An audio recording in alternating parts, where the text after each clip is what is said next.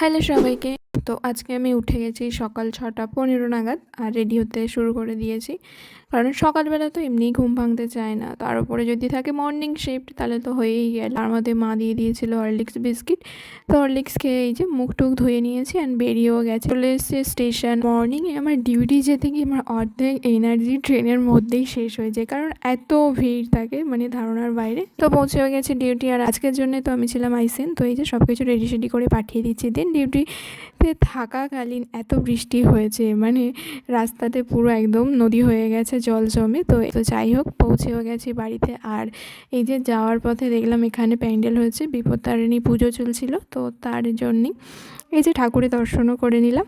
তো বাড়ি এসে স্নান দান করে ফ্রেশ হয়ে নিয়েছি। মর্নিং ডিউটি থাকলে সকালবেলা লাঞ্চ তো করেই আসি, আর এসে অতটাও খিদে লাগে না, আবার সেই বিকালের দিকে একটু কিছু খাওয়ার ইচ্ছা হয়। তো এই যে ঘুম থেকে উঠে আবার মা বললো যে একটু বাজারে যেতে, তো বেরিয়ে যাচ্ছি বাজারে। তো এই যে রেডি সেডি হয়ে গেছি, যাবো এখন বাজারে। আর ব্যাগই না খুঁজে পাচ্ছিলাম না বাজারে যাওয়ার, তো ফাইনালি একটা ব্যাগ নিয়ে নিয়েছি আর চলেও এসেছি। আর এই মাছ কাকুর দোকান থেকে আমি মাঝে মধ্যেই মাছ কিনি। আর এখানে দেখো এই বিড়ালটাকে আগ্রহে বসে আছে কখন একটু মাছ পাবে। তো যাই হোক, তারপরে চলে গেছিলাম ফুচকার দোকানে, এখান থেকে নিয়ে নিয়েছিলাম ফুচকা, কারণ অনেক দিন ধরেই আমার ইচ্ছে হচ্ছিলো ফুচকা খাওয়ার।